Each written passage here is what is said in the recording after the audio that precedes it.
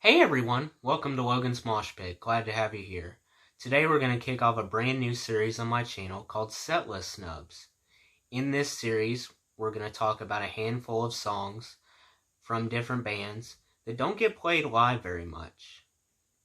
I'm going to give you some reasons why I think these underrated songs deserve to be played live more often.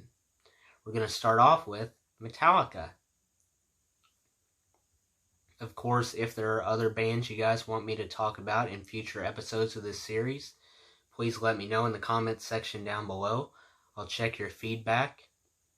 Anyway, before we get into Metallica's underrated songs, I want to talk real quickly about some reasons in general why bands choose not to play certain songs live. The first reason has to do with casual fans. Casual fans just aren't interested. They only care about a few hit songs they heard on the radio countless times, songs they know by heart. Some of those hit songs probably got them into the band in the first place. Those songs are the reason why they became fans. They liked what they heard, they decided to follow the band on their journey. Those songs were the reason. You know, in Metallica's case, you got Enter Sandman, Master of Puppets, One, Seek and Destroy, For Whom the Bell Tolls. Songs every Metallica fan knows very well. The next reason is there's a lot of pressure by both fans and even the band members themselves, believe it or not, to play those hit songs at live shows. They want to play those well-known songs because it keeps the fans happy. They want to please the fans. They want those fans to come back to shows later on in the tour. Chances are, if Metallica plays songs that most casual fans don't recognize, they're going to leave the show disappointed. They won't want to come back to another show. So that's part of it. They want to keep their attention the whole show. The next reason is sometimes there can be a lukewarm response toward a particular album. For Metallica, you have albums such as Load, Reload, and Saint Anger. Those albums weren't as well received as some of Metallica's other stuff. So you have a much smaller chance of hearing songs off those disliked albums live. It's just the way it is. The next reason is the band isn't fond of a specific song. They don't want anything to do with it. They don't like it. Believe it or not, that happens sometimes. Keep that in mind. We're going to go back to that later. The final reason I have is overall, music has become a popularity contest, whether we want to admit it or not. In every case, the amount of casual fans will always outnumber the amount of hardcore fans. Always. So their voice will be heard above the hardcore fans. Fortunately, that's how it goes. So now let's get into some stats. I visited this really great website called Setlist.fm. For those of you who don't know, Setlist.fm is a great resource for learning all kinds of new information about bands, stuff I never knew before. It gives you all the tour dates. It goes through every song the band has released. It tells you exactly how many times that song has been played live. It's awesome. I'm going to leave a link in the description to Setlist.fm. If you want to visit it after the video, go ahead. This website said that Metallica has been on tour since 1982. That's a long time. 38 years. The most played live song, according to Setlist.fm, for Metallica is, drumroll, Master of Puppets. Master of Puppets has been played 1,000 673 times. That's a big number.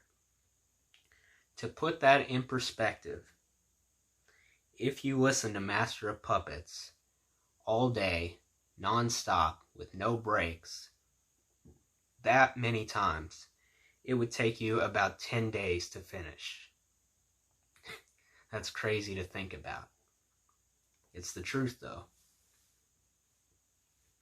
So now I want to go through my list of underrated songs that don't get enough attention. I'm going to leave a link to all these songs in the description as well. So there's no particular order of these songs. I didn't rank them based on how much I like them. I tried to rank them in descending order based on how many times Metallica has played them live, starting off with the most played live song, then going down. I also tried to pick a variety of songs to keep things interesting, just to keep things fair. I didn't think it would be fair to pick every song off of one album. I wanted to go through and give every album a chance. So we're going to start off with my first pick, Phantom Lord, off their debut album, Kill 'Em All. Now, Phantom Lord has been played live, 165 times. That sounds like a lot. However, that number is deceiving. You see, Phantom Lord has been played just 10% of the time compared to Master of Puppets, which is a shame. Because Phantom Lord has a strong, biting vocals in it. It has some very memorable licks. You also got a frenzied guitar solo going on. It has the signature chugs Metallica made famous. They use it constantly. It was an all-around winner of a song, so I don't get why Phantom Lord has been ignored. I wish they would play it live more often. The next song I picked is off the Reload album, Devil's Dance. Devil's Dance has been played live 44 times. Even less. It's a hidden gem off the Reload album. You know, with the Load and Reload albums, some Metallica fans tend to be dismissive of those albums, especially if they've only heard them once. They tend to move on, forget about those albums. Not worth your time. Not true. I found that over time, you get more attached to those albums. You feel a certain connection with them. You realize they're not as bad as I thought. So you should give them a chance. It feels like Devil's Dance was straight out of a Pantera album. It fits right in with Pantera. You got a pretty heavy song with a hypnotizing pace moving along beautifully with some great lyrics mixed in as well. This song won't leave you disappointed.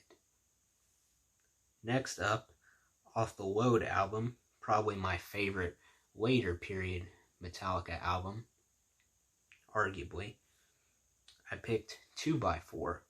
2x4 has only been played live 10 times. I don't get it. 2x4 is a real headbanger. Man, it puts you in a great mood. It's awesome from start to finish. Next up, off Ride the Lightning, I picked Escape. Pretty much the weakest track on Ride the Lightning. We can all agree on that. It has been played live once.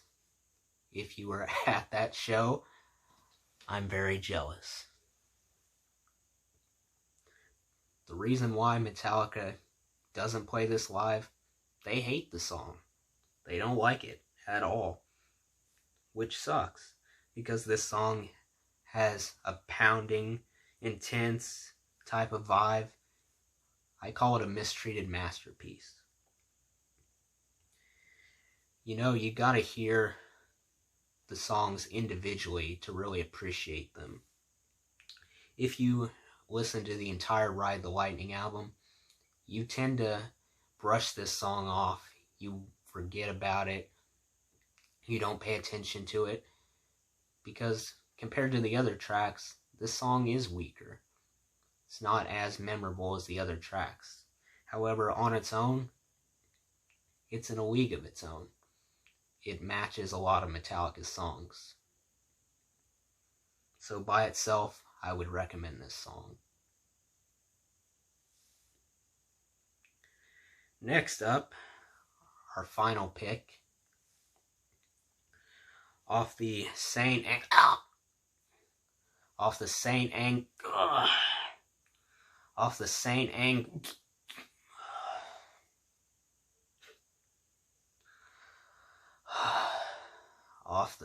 Anger album.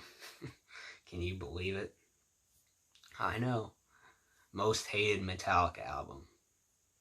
I'm right there with you. I'm not in love with this album either. If I had to choose between passing a kidney stone or listening to Saint Anger, I would pick the kidney stone every time. However, I feel like Sweet Amber redeems the album some. Just a little bit. You have a fantastic riff playing throughout the song. You have some crazy drumming. Props to Lars. Like I said, it's not the best song Metallica has ever released by any means. There are plenty of other Metallica songs I would listen to before Sweet Amber. But still, Sweet Amber still contains that uncanny Metallica flavor that attracted us to the band in the first place. Sweet Amber has only been played live once, and probably won't ever get played live again. So, that's all I have for you guys. Like I said, I left a link in the description to all these songs if you want to listen to them. So that does it for today's video, guys. I hope you enjoyed. Make sure to like, comment, and subscribe if you haven't already. I really appreciate the support. I'll see you next time. Until then, rock on.